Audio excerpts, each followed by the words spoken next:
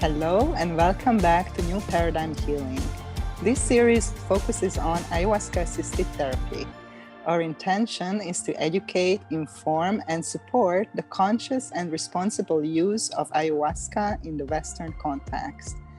If you want to know more about ayahuasca assisted therapy and our upcoming trainings and workshops, sign up for our mailing list to be the first one to know about the latest news at avatarhealingarts.com. Hello and welcome to all of our listeners. This is Nina with Casey with the Ayahuasca Assisted Therapy podcast. And today in this episode, we're going to talk about preparation for an ayahuasca journey and just everything that happens before the ceremony. That's what we're going to focus on today.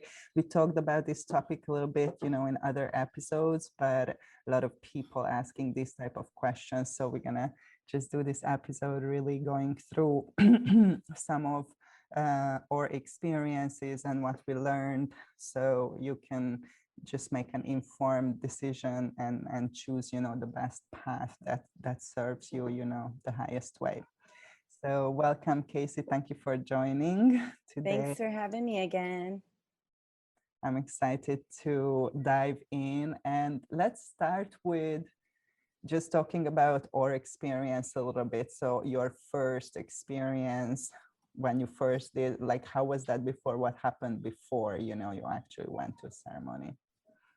I had decided to go to Peru maybe 4 months before I started the journey, and I had no clue what ayahuasca was. I didn't even know how to say the name.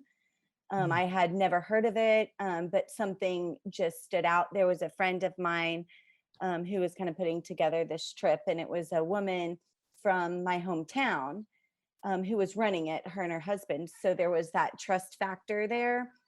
And had that not been there, that probably would have shifted my decision. But because I knew somebody, there was a personal contact with that, going all the way to another country to do this kind of medicine wasn't anything that I would have trusted outside of having a contact. Okay. Yeah, definitely. I can relate to that. With my story, I really did not know nothing about this medicine or where is it coming from and the culture behind it. And I was really, really naive at the beginning, but it was very similar, my story, that I had a contact, that I had personal trust and confidence in this person, and I got this opportunity, and I trusted this person and this calling, and that's how I kind of ended up in Peru as well. And I think, I heard so many stories like this also during the years, that people go in very naive without proper preparation. Just as we did. That's why we are doing this podcast, right? To educate people and to help people who are making these decisions right now. But one thing I would like to highlight here is that personal contact and trust. So, and we both said that we had that. And I think that's one of the important factors that I would really recommend to people, that you have a personal contact. So somebody who you personally know went there, and they told you your experience, or you can get into groups or organizations online, or join, or ask the people. For example, if you are interested in a center or a retreat, ask the organizers to provide you with references, so to say, like a contact who you can call and talk to. For example, when I receive new clients, I always offer them to, if they want to talk to somebody who did this program with me, then I give them options, to have, a perspective from a client's perspective, right? So that is something that is very important. I would like to talk about the calling, what we call the calling. What is this calling means to you? Did you have a calling, and how did that calling come to you? Yeah, good question. It was pretty there. I was in a space in my life where things just had to shift. I was starting this new photography business. I really wasn't in a headspace to even know what it was that who I was, what it was that I wanted, what it was in this world, what this world even means. And that was the kind of soul message that I got, was through going through this process, I would be able to navigate maybe that 24th dimension self, maybe access that higher self, maybe see that higher self. And I did. In the fifth ceremony of being in the jungle, I met my higher self. And I didn't know what that meant before that day. And it took me months and months and months to even know that that's what that was and integrate it. And so it was for sure a soul calling to figure my shit out and to heal because of all of the trauma and abuse and talk therapy and EMDR therapy and all of these different therapies that I've tried in the past. I still wasn't able to let go of those things that weren't serving me, those lower vibrational things. So as time has gone, I've been able to slowly let go. But gosh, I thought that that was going to be the answer, not the door that opened. So it was the beginning of my journey, not the middle, not the end. It was the very seed that planted to show me what it was that I was capable of, what my heart looked like, what love looked like, honestly. Yeah. Absolutely. I can so resonate with that. So, okay, this is again very common. I think a couple of things I would like to highlight what you mentioned. So, a lot of people experience this need for change and a type of urgency. So, you're feeling that you don't know maybe why you are not feeling good, or what is that is not working, or what is that you exactly want. You might be confused, but you definitely have this sense of something needs to change, something needs to shift, and it has to happen now. So that is very common with people, before that people come, or some people come to a breaking point already, and they are like, wow, it's a change is needed and the choice has to be made.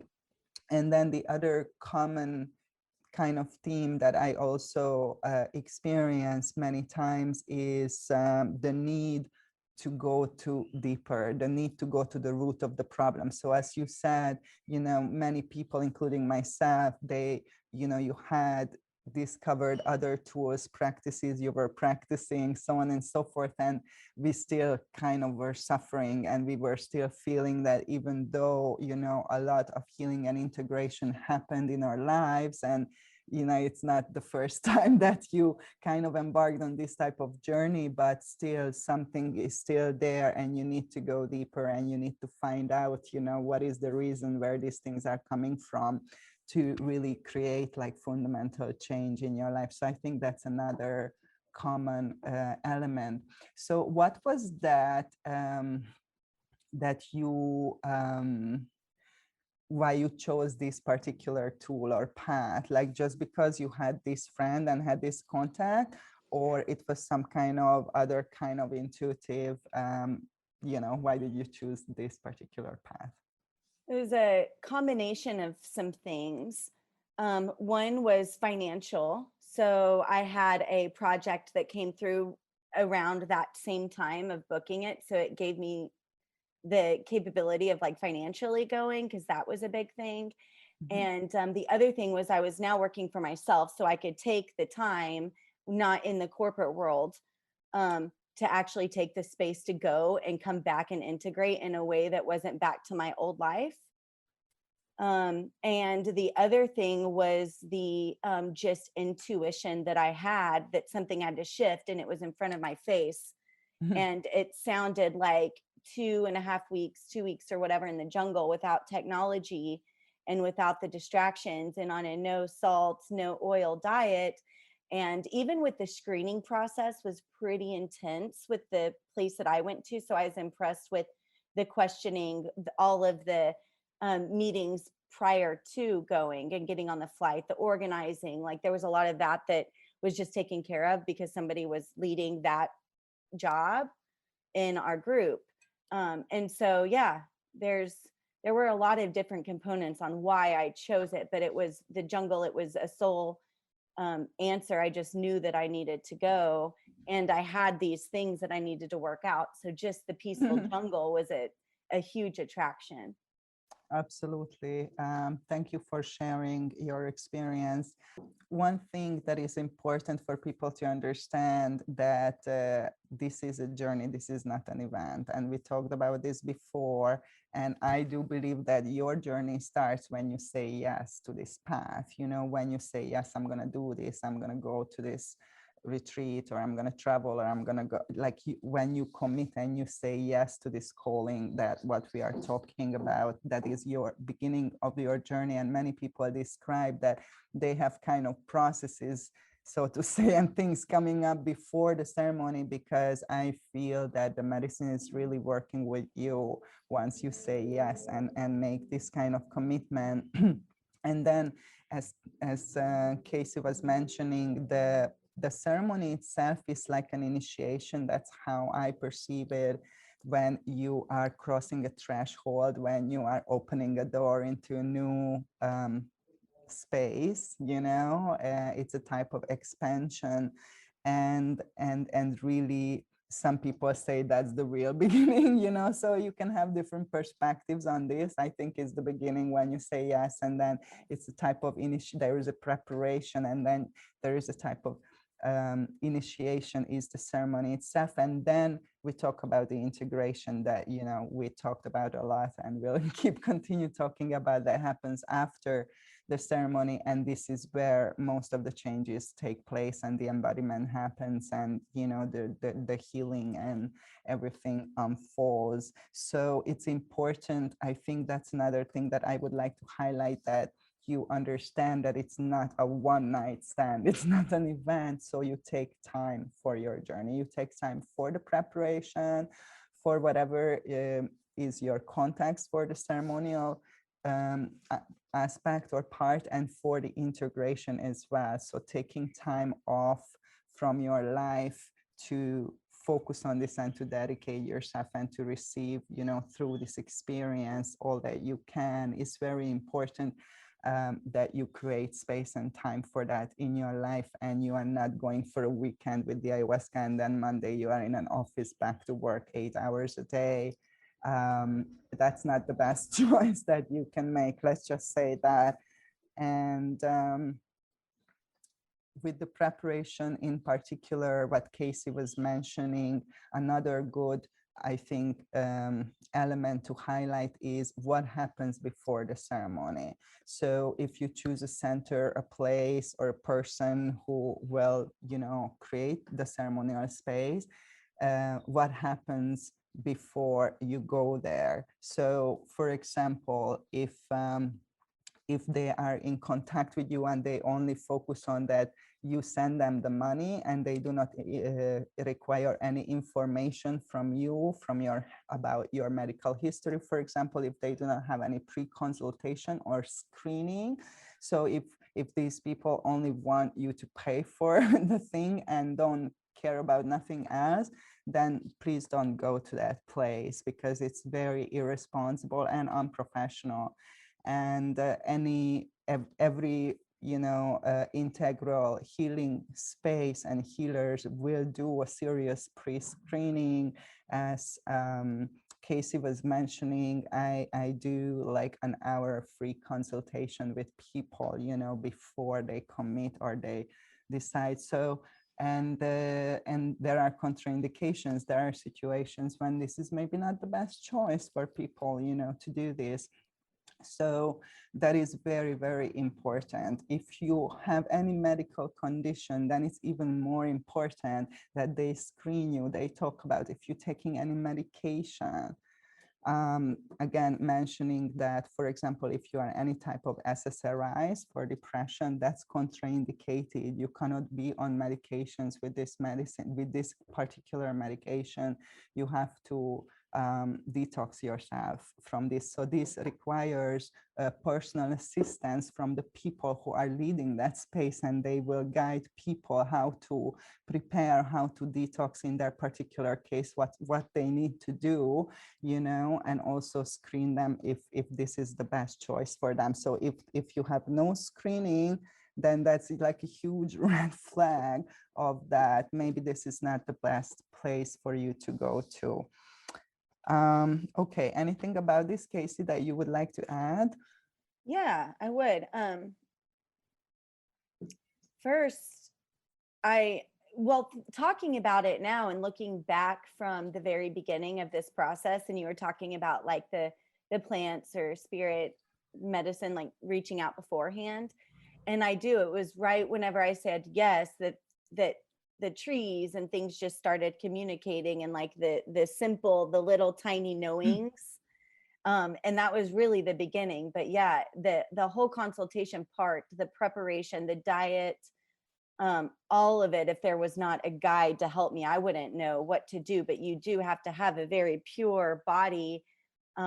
There was even like people who went and didn't do any of the medicine, just would connect it to their third eye because of heart conditions or depression or medication that they couldn't get off, of. And then also something I wanted to bring up is there's a lot right now, or maybe not a lot, but it's for sure one story on social media where there was like a healer or a shaman that was like sexually assaulting, making women uncomfortable. And that's something I never even thought about going into it. But now with social media and all of these things coming out, it would make me think twice about where I'm going and who I'm trusting, because there's a lot of things out there that I wouldn't trust that spiritual opening around if it weren't something my soul was very certain of, and my brain too. Like it would have to make sense. Absolutely, and thank you for pointing that out. Yeah, this type of behavior, I think, like for example, sexual harassment is, you know, unfortunately, is not just in these circles, but it's like in every area. It is happening, and that's definitely that we need to become aware of and heal, you know, together. But again, just coming back to when you are making a choice regarding the space where you are going to and the people who you're gonna trust to lead you through this experience, you have to do research. And today, if you have a computer and internet, it's not difficult to do research. And yeah, if something happens, people will post it and you will be able to find it. And definitely these things are happening with a couple of people are indicated. You can research that and you can find out very easily what are those places that are kind of compromised, and obviously don't go there, so we don't you know, participate in these kind of activities. Then these places will cease to exist, you know. And I think that's a good way of dealing with it, that we have to educate ourselves and take the responsibility for our choices, you know.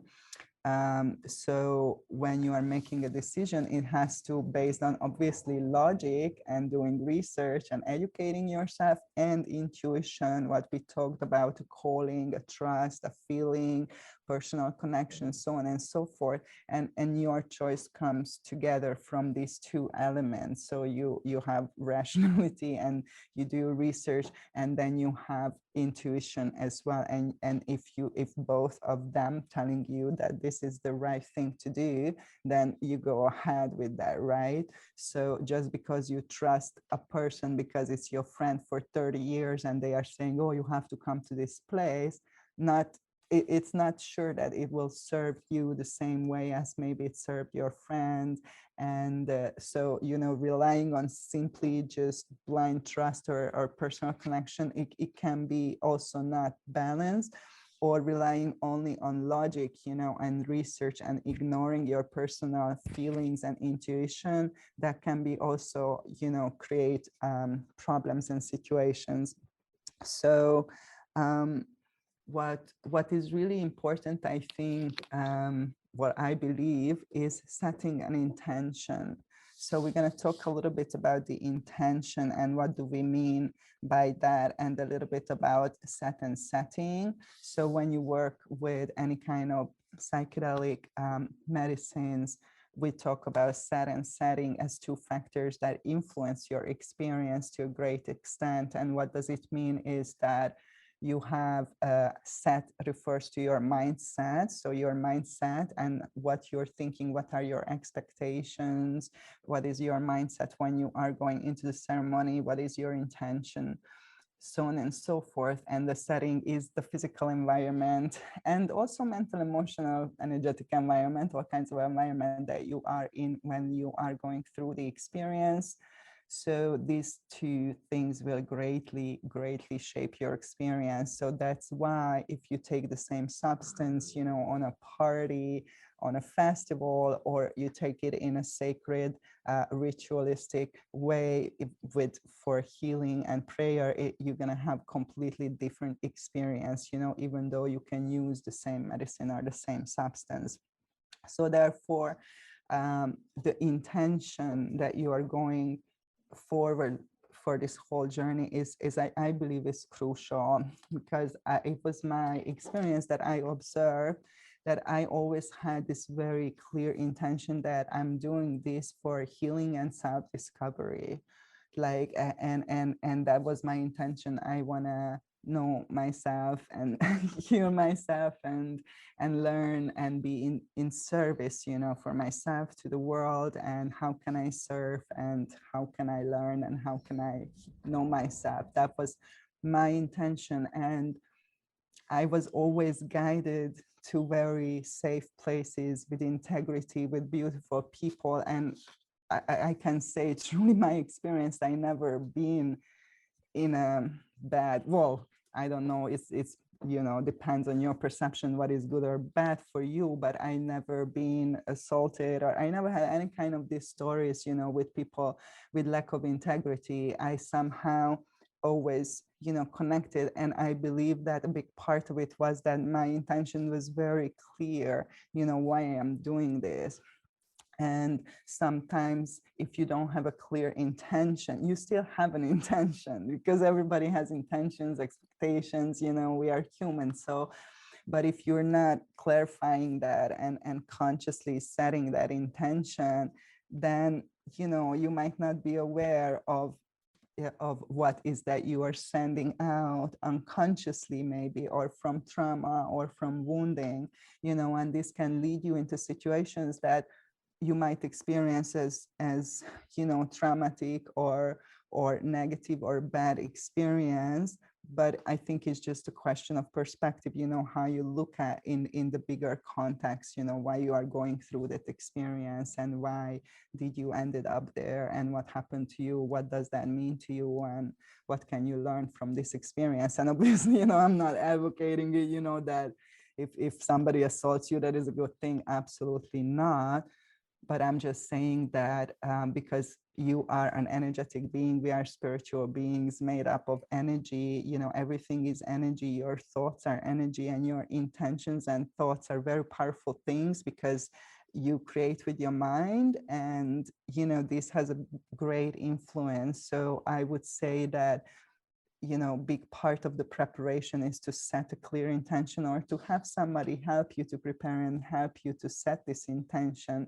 And then you are kind of sending that very strong and clear signal out in the universe, and you're gonna, with the low vibration, you know, you're gonna attract and connect with people, places, you know, and events that are matching that vibration. And I do believe that this is working like this. It worked like this for me and for many people that I've seen. So what are your thoughts on that, Casey?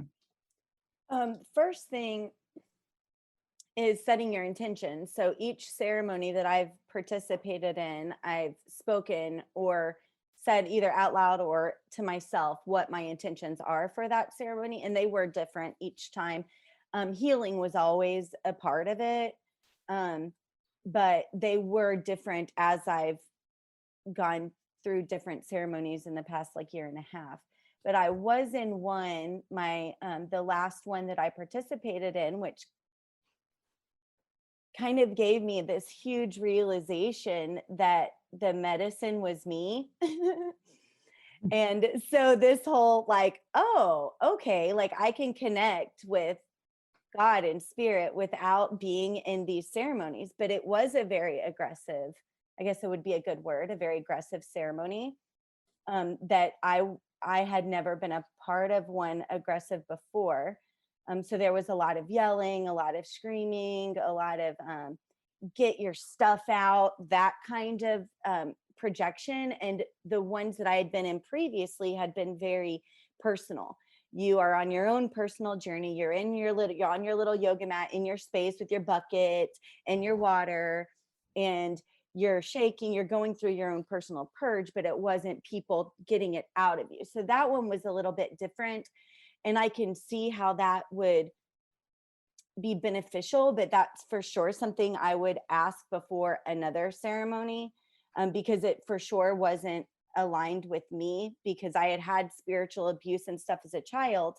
So there were some triggering points. Maybe that was good to trigger. I'm not sure. I'm still to this day processing that ceremony. But I will say that taught me that they are all very different. And sometimes that, I guess there are more aggressive ones. Yes, that's another thing that good to mention about expectations. I think, that's another thing that even though many people say don't have any expectations, we do have expectations because we are human. So let's bust some myths here. And one of the biggest expectations that I've seen with people, that they do have an expectation to the ceremony in specific, that it has to be this psychedelic journey. They have to go on this psychedelic journey and see things and beings and in this other world and so on and so forth. And many times, you can have experiences which actually not visual or psychedelic based on your definition of psychedelic. You don't have maybe visuals, maybe you don't feel altered. Maybe you're just like, I don't feel anything. Maybe it's very physical for you and not psychedelic or mental, emotional. It can be very mental, your process that is not physical or emotional or psychedelic. It could be just a total mental process. It could be very, very emotional. And it's just emotions cleansing and washing. Like, it can be so many things. It can be so subtle, the work that the medicine is doing, that you are not aware what's happening. And you think nothing is happening and there is something wrong, or this is not working for me.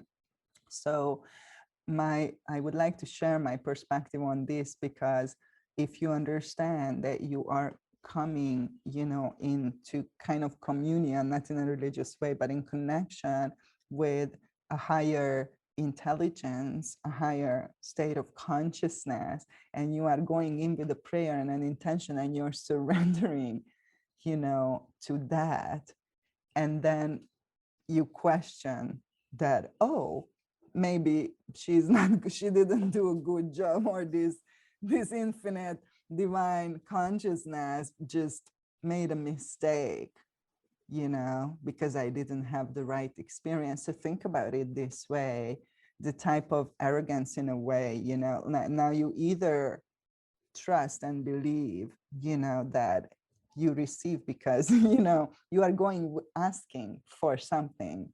This implies that you don't know. You don't know the answer. You don't know what to do, and then you receive something that you interpret in a certain way, and you say, hey, you didn't give me anything, or you didn't give me what I wanted, or, I mean, come on, it's like kind of funny to think about it from this perspective.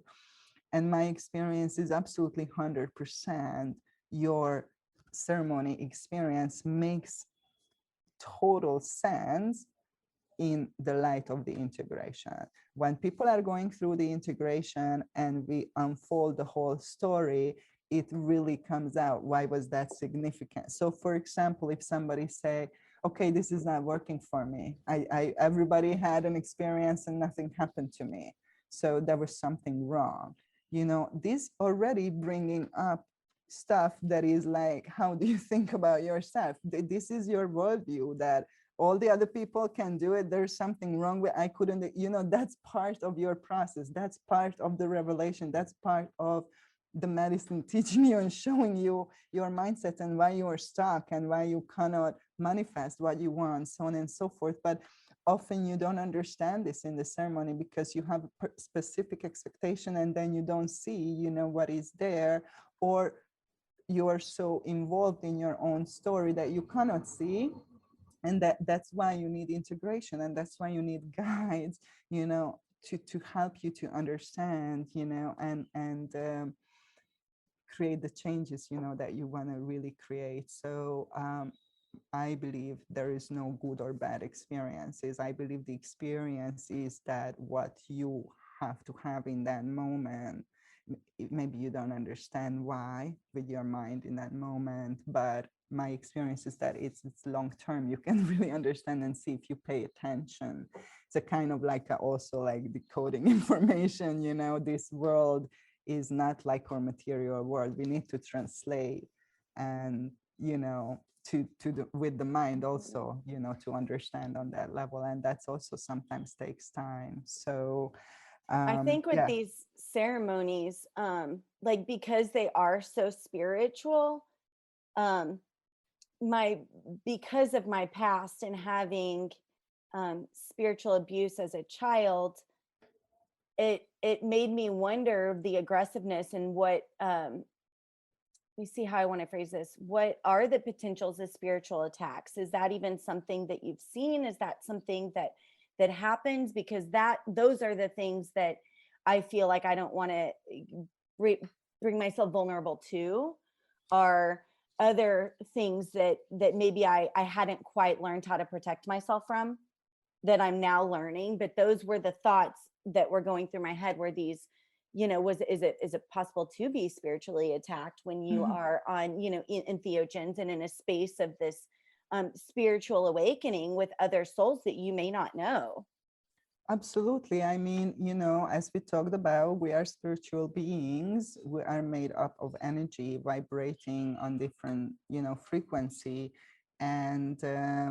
And when you work with this particular plant, the ayahuasca, you are definitely in a more expanded state. Everybody knows that, whoever been with this medicine. And that means that you are more open as well. You are more open. So you can receive things more, you can also let go things easier, it works both ways. You are more expanded, more open. That's why we need the ceremony. The ceremony is creating a safe place in the container, and it's good that you brought this up. So how you can protect yourself on every level. There is physical protection, sexual protection, mental, emotional, spiritual, of course. There are all these levels exist. You are existing on all these levels. That's why we are talking about preparation. And this is the spiritual aspect of preparation, how to create a spiritually safe place, where healing can happen and not more trauma, obviously. And big part of it is, as I see it, as was we talked about, you setting a high vibe intention, that your intention is to heal, is to serve, is to remember, to awaken. These are kind of, high vibe intentions. So that is a determining factor, your intention. That's, if you are like, hey, I want to connect with like spirits, that's the intention too. And you're gonna, but you don't specify what kind of spirits or whatever, like, that could again create situation when there you are and maybe you didn't set the right intention. And then the other factor is obviously the person who is creating the ceremony. So the shaman or the people who lead the circle, not every case it has to be a shaman, but there are people who are trained and experienced, in holding and creating these spaces. And this is very necessary with this particular medicine, because exactly what you said, So the shaman and the leaders of the circle will create the ritual that is the spiritual protection and the safety, that will create a safe place. That's why in traditional circles, they don't allow you to leave the space unless you go to the bathroom or something, and then you have to move back because you understand that is the safe place, that is the place that is created, and you want to be in there, while you are on this journey. So I think these two factors, the people, you have to choose the right people who have experience and who know how to create these spaces, and also with your intention, you can do a lot, to protect yourself. Like, is this answer to your question? Mm-hmm. I love what you said, because it's like your intention needs to match the facilitator's intention. And I think it's important to know your facilitator's intention, or your healer or your shaman. So they should speak the same intention of, they're there to hold space and heal, and help heal, or help create space for you to heal, whatever their intention is, if it's aligned. But then that trust value, it's really hard to trust yourself in that space. So yeah, I can't even express that enough. Well, that is the element of surrender, and I think this Mm-hmm. is kind of good note to kind of wrap up that. I think Osho said that life is your ideas, and this just like stuck, in my mind. And I do believe when you work with this particular medicine, the ayahuasca, you are going into another reality and going into the mystery, so there is no way of knowing really what will happen. Nobody will be able to tell you. So there is like an element of surrender and trust that is needed, after you researched, after you had personal interview, after you ticked everything that you could possibly do. There is this element that you just cannot make 100% sure, and you need to surrender. I think a lot of people or think or interpret this word that you give your power over to somebody, even if that is God. There is somebody outside of you giving your power away, and that doesn't feel good, and it shouldn't. It shouldn't feel good. That's not what it's about for me. It's for me is to really recognize that my mind is limited. My human conscious mind is kind of stupid. It's kind of very limited, so the mystery that is life, I cannot understand with that limited tool, so I surrender to my higher aspect, my higher self, soul, spirit, whatever you want to call it, source energy, and I do trust that I did all the preparation. I put all my intentions. I'm praying and asking for healing. I'm responsible, like you do it in a sacred, responsible way with the highest intention.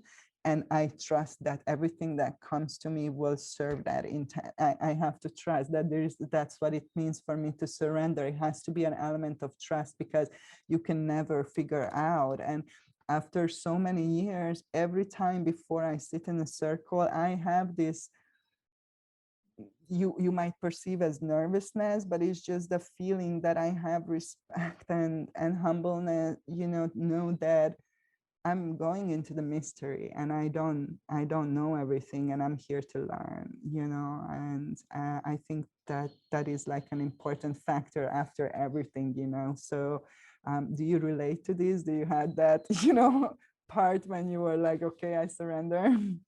It took me a very long time, and I still struggle with surrendering. I am not pretending I have this mastered whatsoever.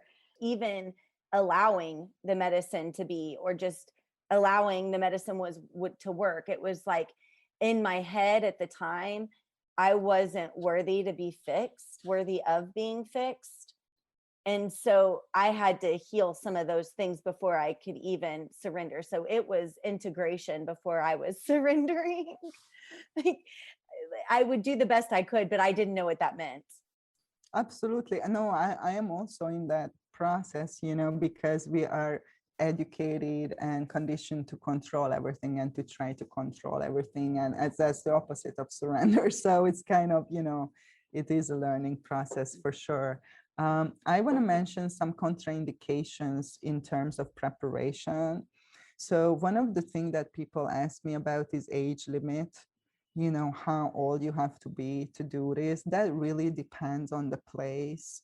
You know, there are spaces where you can bring in children as well, you know, and families participate. There are spaces for that, and there are spaces that specify that it has to be only adults.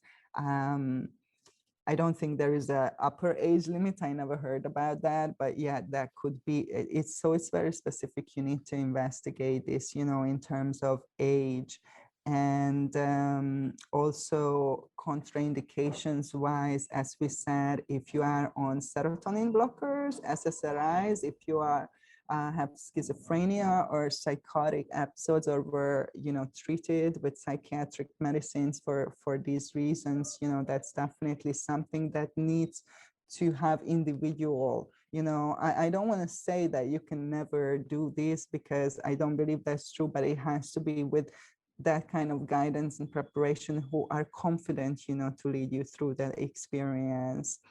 And again, pregnancy could be contraindicated, but again, I had personally friends who were pregnant and sit-in ceremony, although they didn't take the amount of medicine.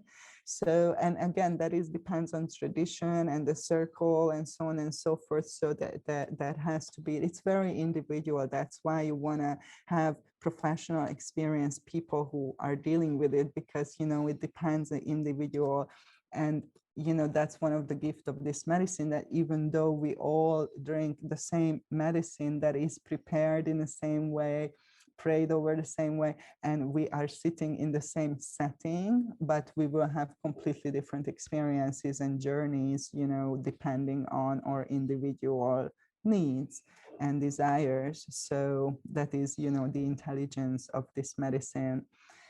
And just to finish with, I really want to bring in again just the spiritual aspect and the sacredness. You know, if you think about it, maybe I can compare it to wedding, you know, in terms of magnitude and sacredness. So you imagine you get married, you prepare for that in so many ways, and there's a lot that goes into it. And then you have a beautiful dress, and you know, it is an occasion that you want to put everything in and prepare, you know, beautify yourself and be ready and remember. So I think it's a good way to approach this journey, is that you remember that everything is sacred. You are sacred. This is a sacred ceremony, and you are sacred, and you are going into a sacred space and on a sacred journey, because everything is sacred. So please don't go after, you know, night out, you know, the next day, oh, I heard there is a ceremony, now I'm going to sit there. Like, that's really, you know, not how it is done, and how this medicine should be approached. And you know, the medicine will teach you that for sure if you choose that path. And you know, I don't think it will be very pleasant in a way. So yeah, did you experience this sacredness and this ceremonial part of, you know, when you work with this medicine? Absolutely. I don't know another way. Right. It's I stepped into it in the Mhm. spiritual ceremonial space. So yeah, I have never ever had like been under any kind of entheogen outside of that sacred space. And I've even done ceremonies by myself that are the same. You know, I set the space, I set the intention, I all of that whenever I've done work, you know, solo as well. Absolutely. Yes. Like even to meditate, even to, you know, pray, or to do a little altar or whatever, like this ceremonial aspect. I think a lot of people experience this if you work with this particular medicine, that you have a more like connected, you integrate that spiritual aspect in your life, and your life is becoming this ceremony in a way, you know, not in a religious way, but ceremonial way of, you know, doing things and looking at things, and knowing that it's all spiritual, you know, in a way. And I definitely feel that more and more and more, through this connection, as you described as well. All righty. I hope that, I think we covered most of the things. Yeah, the guide, have a guide.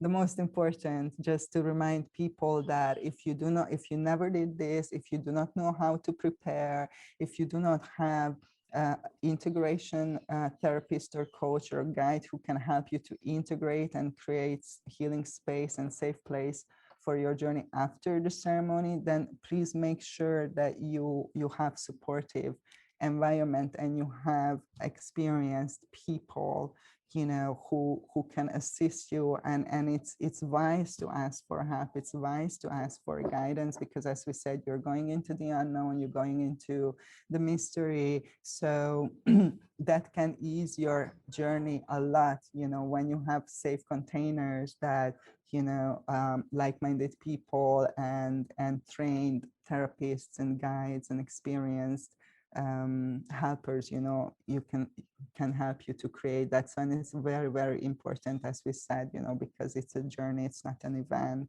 So yeah, have help, have supportive environment, reach out for help. Help is always available. It's like a lot of people now getting involved in this and offer, support people before and after their, in their journey. So please do your research. And of course, you can reach out to me and go to my website, avatarhealingarts.com. And I also have a lot of content, so you can just educate yourself also while you are going through your experience. And there's a lot of content out there. Thankfully, it's growing, that can support you to understand and to navigate your process. But the best is if you have people helping you, not the internet.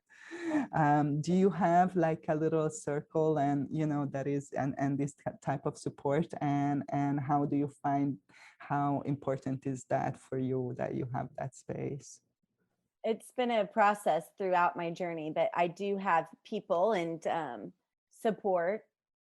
It's not necessarily like ceremonial space, but I do like ecstatic dance classes and sound baths and sound healing and things like that, that has the same kind of support, cacao ceremonies, to all sorts of places like that. I just, yeah. And I've got people for certain things that I, would need support with, but it's been interesting finding those people aligned and trusting those people, because that the surrender of it all, and knowing that the people in my life are for my highest good, and sometimes they're not. So, it's listening and trusting. And I think in any situation, there's going to be things that benefit and maybe people that aren't so beneficial. So, a lot of it's been a process of just changing my environment, completely shifting my environment, slowly shifting my environment. But those all become very clear, what is serving and what's not. It's not a question. It's just a matter of when are you going to listen? Absolutely. Yeah. Like, I think that's one of how you can gauge your progress in terms of integration and embodiment, how much your life changed and how much your relationships changed. Because, that's a big indicator as you are going, because it's going to shift and change big time, once you are going through this healing process with intention and with commitment. And so definitely, if you're keep going for ceremonies and your life is the same and nothing is really changing, then I think that can be a sign that you need integration. You need more integration to embody, to be able to create change, because that is the reason why this medicine is serving us. This is the way how she's serving us, help us to create the change that we want to create, but we need to create that change. We always talk about this. You are the healer, we are the healers, and love is the medicine, and we need to take action. So I hope that this was helpful for all of our listeners. If you have more questions that we didn't cover, please just write to us or leave a comment. And yeah, sign up and subscribe for my new YouTube channel, Healing and Awakening with Nina Itzel. We're gonna upload all the ayahuasca assisted therapy podcasts there, also on a separate playlist, so people can access it on YouTube as well. So I'm very excited about that. And yes, join me on Clubhouse, which is a really cool app. And I have Tuesdays, 5 p.m. EST, an ayahuasca group there, an ayahuasca room for an hour and a half. It's an interactive room where you can just share or ask questions, and we talk everything about, ayahuasca assisted therapy. So sending lots of love and hugs out to the world, or prayers to the world. Thank you, Casey, for being here with me today. Oceans of love to all of you. Thank you for having Have a me. wonderful, magical day.